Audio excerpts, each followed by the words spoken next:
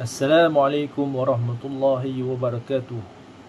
Kami akan membentangkan tajuk tugasan Al-Ahkam Al-Muta'alliqah bi'iddah At-Talaq bagi tugasan subjek Fiqh Al-Muqarran SYI 41303. Saya Muhammad Amir Aiman bin Wahizat 073429 akan menerangkan bahagian pendahuluan Al-Muqaddimah bagi tugasan ini.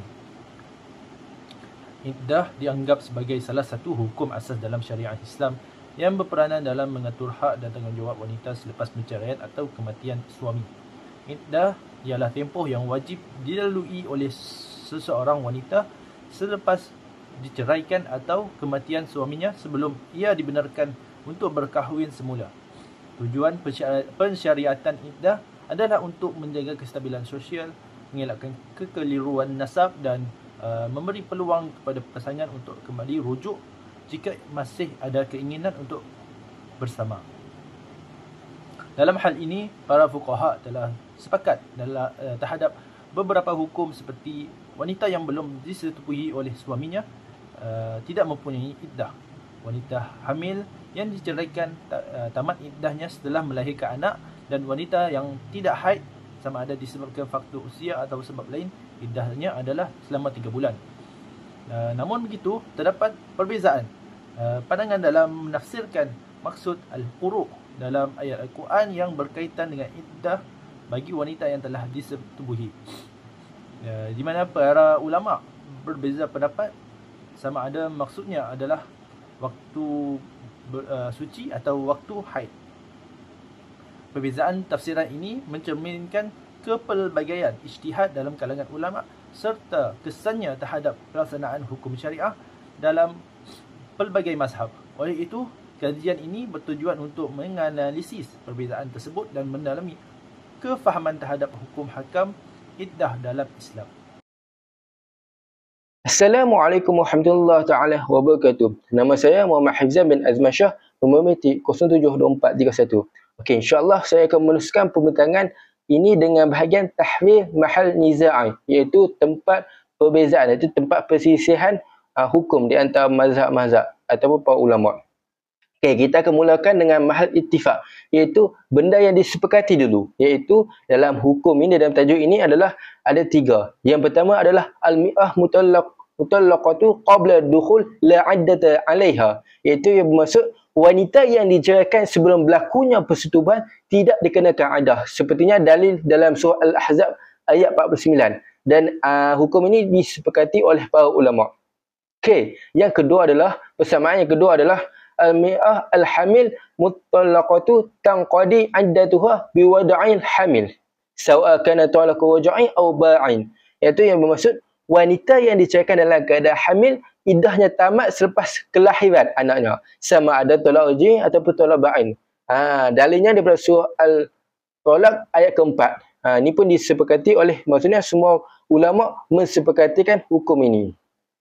Dan yang ketiga, yang tiada perbezaan pendapat adalah al-ma'ah allati tahid li sawi sinan aw ya'si iddatuhu salasah ashhar, yang maksud wanita yang tidak haid kerana kecil umur ataupun monopause, maka iddah mereka ialah 3 bulan, sebagaimana yang disebutkan dalam surah At-Talaq ayat keempat. Dan para ulama tidak berselisihan dalam hal ini.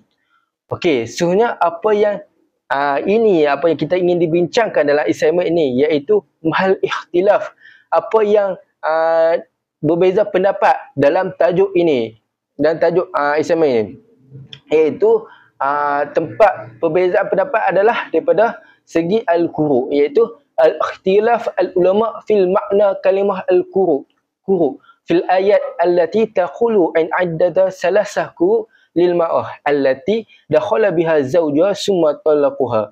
Ba'du ulama yaqulu innal quru' ya'ni tahur bainal haddatain wa ba'duhum yaqulu innahu ya'ni haid nafsahu, iaitu bermaksud para ulama berbeza pendapat tentang masuk perkataan quru' tu. Dalam ayat yang menyatakan bahawa iddah bagi seorang wanita yang telah disentuh oleh suaminya dan kemudian diceraikan ialah 3 quru'. Sebahagian ulama mengatakan perkataan quru' tu bermaksud suci, Dan sebahagian ulama lagi kata ia bermaksud haid itu sendiri. Jadi sebab perbezaan ni adalah ikhtilaf fihim kalimah al-kuru fi lughatul arabiyah. Hadhihi al-kalimah laha aksaru min ma'na. Fa ba'du an-nas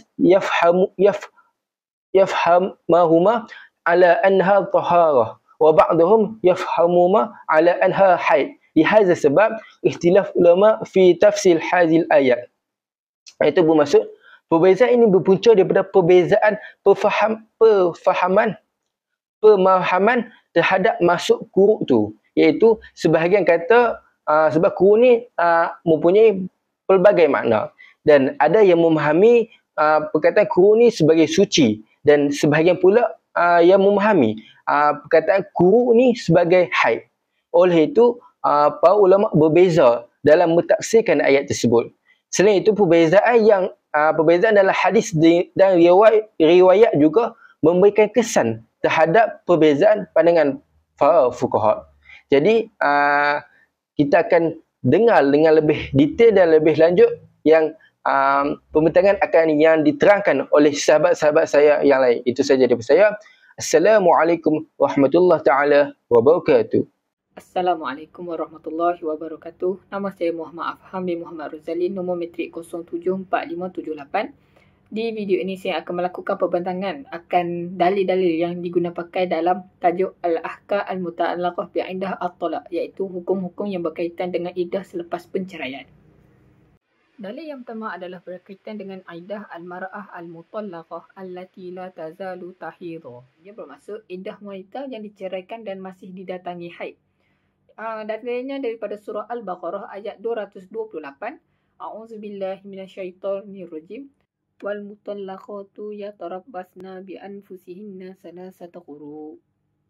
Yang bermaksud, dan isteri-isteri yang diceraikan itu hendaklah menunggu dengan menahan diri mereka selama 3 kali suci daripada haid.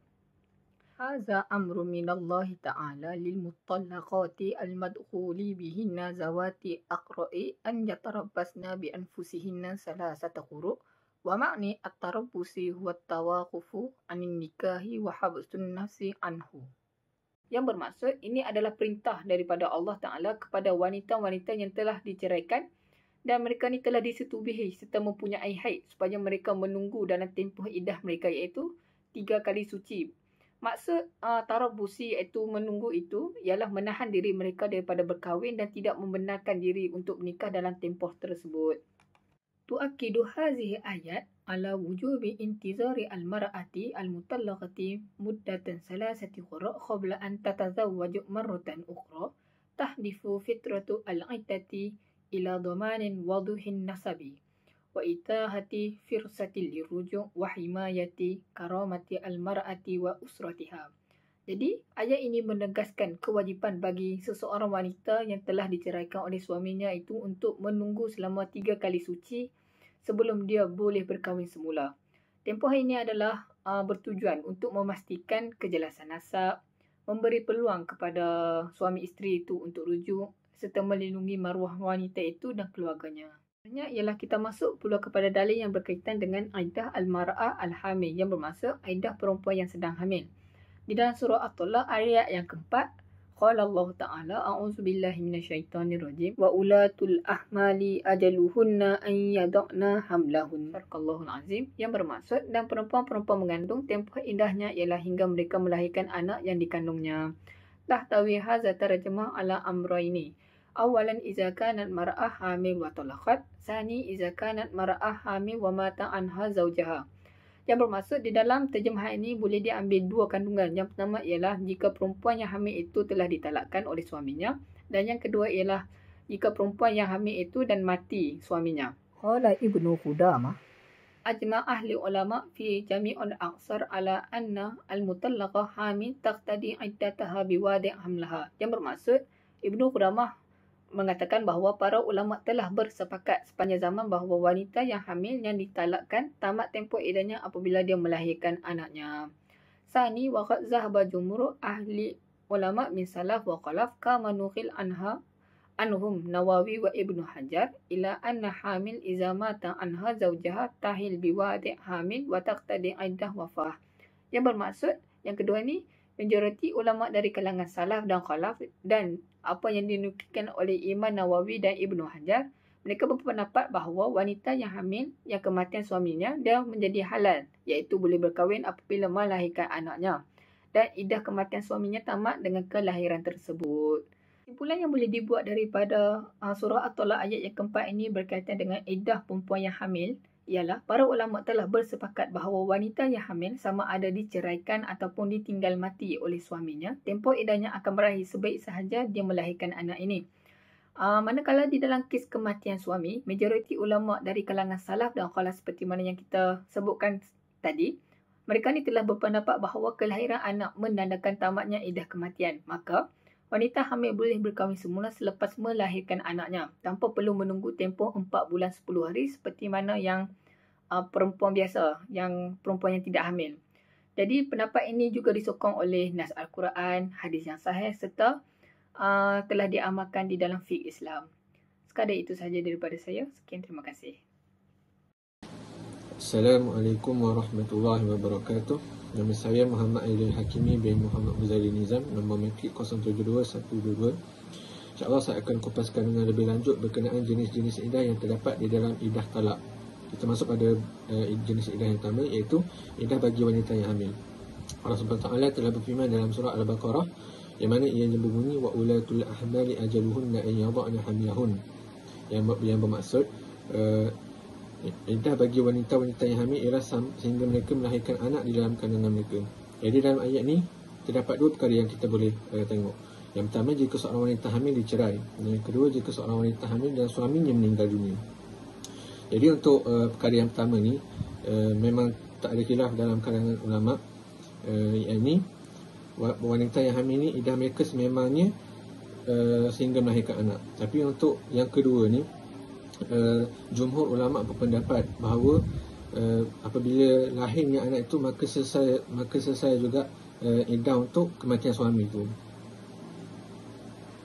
Baik, seterusnya kita masuk kepada jenis iddah bagi wanita yang masih dalam keadaan haid. Jadi Allah SWT telah berfirman, wal mutallaqatu yatarabbasna bi anfusihinna thalathata qurun. Jelas di sini bahawa wanita-wanita yang diceraikan tetapi masih dalam keadaan haid, iddah mereka adalah selama 3 kali suci, berdasarkan surah Al-Baqarah ayat 228.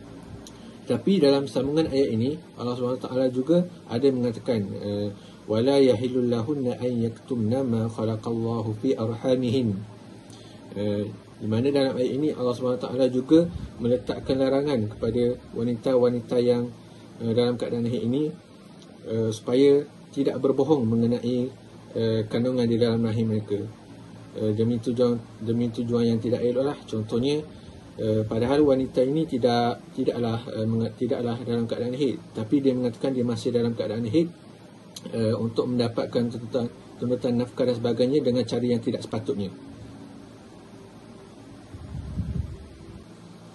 Baik, seterusnya kita masuk kepada jenis iddah yang kedua di dalam jenis iddah talak, iaitu iddah bagi wanita yang kematian suami. Allah SWT telah berfirman di dalam surah Al-Baqarah ayat 234, yang mana yang berbunyi wallazina yatawaffawna minkum wa yazaruna azwajan yatarabbasna bi anfusihinna arba'ata ashhur. Dalam ayat ini Allah SWT mengatakan bahawa wanita-wanita yang kematian suaminya, tempoh iddah mereka adalah 4 bulan 10 hari. Ini tidak ada khilaf di kalangan ulama. Sama juga seperti tadi menurut Ibnu Qudamah. Assalamualaikum warahmatullahi wabarakatuh. Nama saya Ahmad Irfan bin Husli Syam, nombor matrik 072704. Baik, bagi bahagian ini saya akan menerangkan tentang iddah wanita yang diceraikan yang telah disetubuhi dan telah putus dari haid, dan iddah wanita yang tidak didatangi haid. Dalam surah At-Talaq ayat 4, iaitu yang berbunyi wallai ya'isna minal mahidi min nisaikum in irtabtum fa'iddatuhunna 3 ashhurin wallai lam yahid, yang bermaksud, dan perempuan-perempuan dari kalangan kamu yang putus dari kedatangan haid, jika kamu menaruh syak terhadap tempoh iddah mereka, maka iddahnya ialah 3 bulan. Dan demikian juga iddah perempuan-perempuan yang tidak berhaid. Ayat ini menerangkan mengenai hukum bagi wanita yang sudah putus haid kerana usianya yang lanjut dan gadis yang belum balik, iaitu tempoh iddah mereka adalah 3 bulan menggantikan 3 kali haid. Para ulama' ada 2 pendapat apabila timbul keraguan. Yang pertama ialah jika tidak pasti tentang hukum iddah, tempohnya 3 bulan. Yang kedua, jika ragu sama ada darah itu haid atau istihadah, iddah juga 3 bulan. Kedua-dua pendapat ini telah diamalkan oleh sebahagian salafus soleh. Baik, bagi bahagian saya akan menerangkan mengenai dalil yang berkaitan dengan perempuan yang dicerai yang belum disetubui suaminya. Dalil berkaitan ini dalam surah Al-Baqarah ayat 236, iaitu Qala Allah Azza wa Jalla, La junaha alaikum in talaqtumun nisaa ma lam tamassuhunna aw tafridu lahunna faridah wa matti'uhunna 'alal musi'i qadaruhu wa 'alal muqtiri qadaruhu mata'an bil ma'rufi haqqan 'alal muhsinin. Surah Al-Baqarah ayat 236.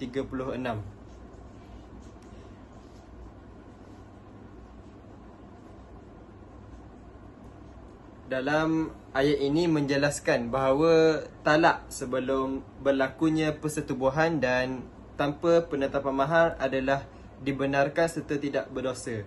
Namun, suami tetap wajib untuk memberikan mut'ah, iaitu sagu hati mengikut kemampuannya sebagai penghormatan kepada isteri.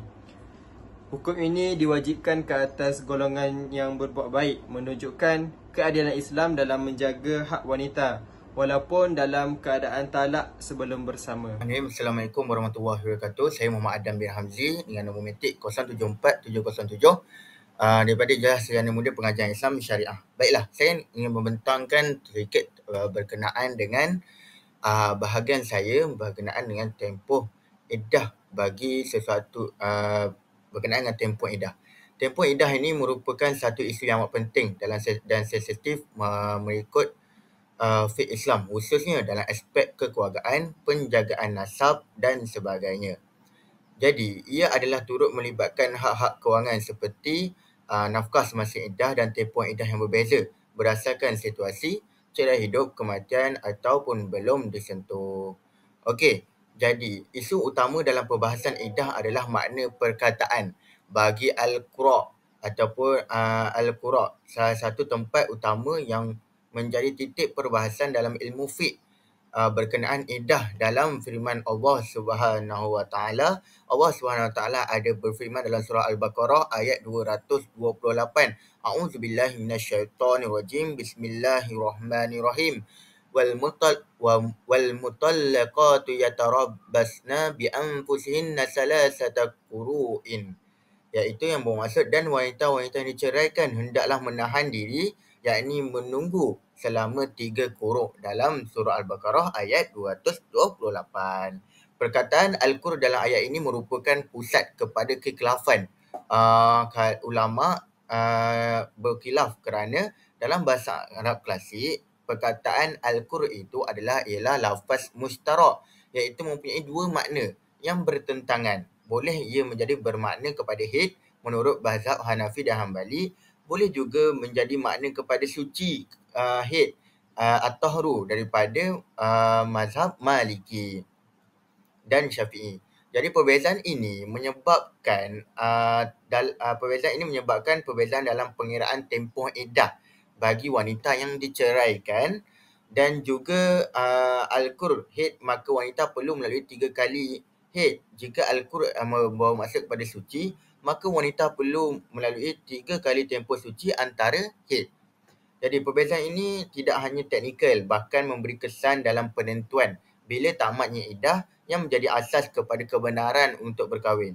Jadi, status bagi talak raj'i yang boleh dirujuk atau ba'in yang tidak boleh dirujuk jika suami mahu kembali dalam tempoh iddah, implikasi kepada putusan mahkamah syariah adalah isu talak dan rujuk. Okey, baik, kita lihat kepada yang seterusnya adalah pendapat pertama bagi berkenaan Al-Qur. yang pendapat ini menyatakan bahawa perkataan al-qura dalam ayat wal mutalaqat yatarabbasna bi anfusihin salah satu quru membawa maksud kepada haid dan bukan suci. Antara hujah yang dikemukakan oleh ulama, pendapat ini termasuk istibarul rahim, iaitu penyucian rahim tidak dapat dipastikan kecuali haid. Tujuan utama iddah adalah untuk memastikan rahim wanita bebas daripada kehamilan. Ini hanya dapat dipastikan melalui turunnya haid yang menjadi tanda nyata bahawa tiada janin dalam rahim. Jadi dalam hadis yang menyokong makna haid ini, hadis Nabi Muhammad SAW, talak bagi hamba berupa perempuan adalah 2 kali dan iddahnya adalah 2 kali haid. Ini menunjukkan bahawa perkiraan iddah berdasarkan bilangan haid bukan tempoh suci. Jadi haid ialah tanda yang boleh kesan secara nyata. Haid merupakan salah satu tanda fizikal yang jelas dan mudah diperhatikan dan dikenal pasti oleh wanita itu sendiri. Oleh itu, sekian wabillahi taufiq wal hidayah. Saya teruskan kepada kawan saya yang seterusnya. Bismillahirrahmanirrahim. Assalamualaikum warahmatullahi wabarakatuh. Nama saya Muhammad Hilmi Nazif bin Hazlan, nombor matrik 073263. Jadi insya-Allah saya akan menyambung di dalam bab munaqasyah dan radud. Okey. Dari sudut ini jelas bahawa kedua-dua pandangan adalah berdasarkan dalil syar'i. Dan setiap mazhab melihat kepada ilah, yakni sebab yang menjadi dasar pensyariatan iddah. Okey. Mazhab yang berpendapat bahawa iddah dikira berdasarkan haid, melihat dari sudut berhati-hati dan memastikan rahim tu benar-benar kosong daripada kehamilan, yang merupakan salah satu tujuan utama syariah. Adapun yang berpendapat ia berdasarkan suci, mereka melihat kepada aspek pematuhan dan pelaksanaan praktikal terhadap larangan menceraikan isteri dalam haid. Okay, lalu menjadikan permulaan iddah bermula dari masa suci, iaitu waktu yang dibolehkan untuk bercerai. Pendapat yang lebih kuat dalam konteks ini dengan mengambil kira maqasid syariah secara keseluruhan, ialah bahawa mengambil kira haid adalah lebih utama kerana ianya lebih tepat untuk memastikan tiada kehamilan dan lebih tepat dalam mengenal pasti berakhirnya iddah. Ini kerana haid adalah tanda yang jelas dan dapat dirasai. Berbeza pula dengan suci yang kadang-kadang berbeza tafsirannya antara seorang wanita dengan wanita yang lain. Namun begitu, perbezaan pendapat dalam isu ini adalah termasuk dalam kategori khilaf yang dibenarkan dan berdasarkan ijtihad. Ia tidak sepatutnya menimbulkan permusuhan dan tidak wajar untuk saling menyalahkan. Bahkan sewajarnya bersikap toleransi dan memahami pelbagai sudut pandangan yang berbeza, sebagaimana yang ditegaskan oleh Imam Al-Nawawi, Ibn Qudamah dan lain-lain ulama usul dan fiqh. Bismillahirrahmanirrahim. Assalamualaikum warahmatullahi wabarakatuh. Nama saya Ahmad Akashaf bin Ahmad Rafli. Jadi sebagai penutup untuk tugasan ini, jadi iddah ni menceritakan iddah ni bukanlah sekadar tempoh menunggu selepas perceraian ataupun kematian suami, tetapi merupakan satu sistem yang sangat teliti dalam Islam. Ia menggabungkan aspek emosi, hak wanita dan matlamat utama syariat seperti menjaga maruah, keturunan dan keharmonian masyarakat yang mana termaktub dalam maqasid syariah. Jadi kajian ini membincangkan maksud iddah, sebab-sebab ia disyariatkan serta jenis-jenisnya. Tempoh iddah berbeza mengikut keadaan wanita, sama ada dia mengandung ataupun tidak, pernah bersama suami ataupun belum. Jadi kajian ini juga menjelaskan perbezaan antara iddah talak raj'i, yang mana iddah yang boleh rujuk semula, dan talak bain yang tidak boleh dirujuk semula. Selain daripada itu, terdapat juga pandangan berbeza dalam kalangan ulama yang turut dikupas. Jadi antara hikmah iddah termasuklah menjaga keturunan, memberi peluang berfikir semula tentang perceraian, membuka ruang untuk kembali bersama, dan memastikan rahim wanita suci sebelum berkahwin semula. Jadi akhirnya saya mengakui bahawa kajian ini hanyalah usaha permulaan seorang pelajar. Saya berdoa agar ia diterima sebagai amal yang ikhlas dan memberi manfaat kepada semua. Terima kasih. Sekian daripada kami.